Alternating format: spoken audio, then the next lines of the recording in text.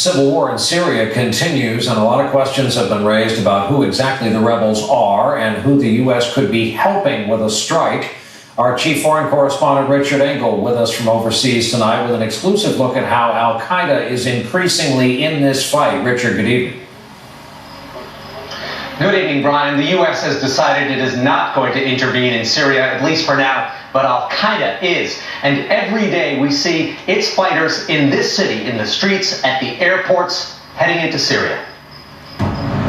Antakya in southern Turkey, along an ancient trade route. It's now a smuggler's town, where al-Qaeda fighters have crossed into Syria by the thousands.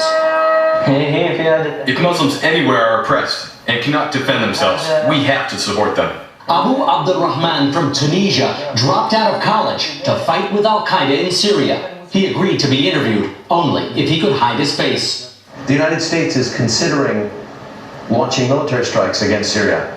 Would that help you? We have a prayer. Oh Allah, please annihilate enemies by other enemies. Bashar is an enemy, and America is an enemy. Let them fight. In Turkey for just 24 hours, he showed us his safe house and his war supplies. The bullet carrier, magazine holders. A uniform. And you have no military experience. This will be the first time you'll ever wear anything like a uniform.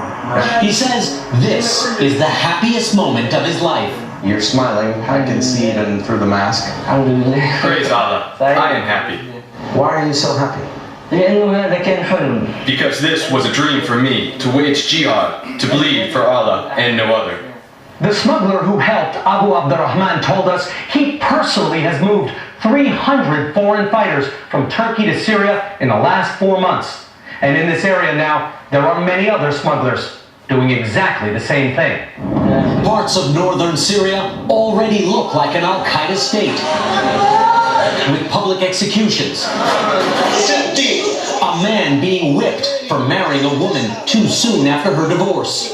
Islamic justice that Abu Abdurrahman is on his way to help enforce. He calls his mother to say goodbye. She tries to talk him out of going, but he refuses and makes his way into Syria. An al-Qaeda fighter joining a rebellion with ambitions beyond toppling Assad.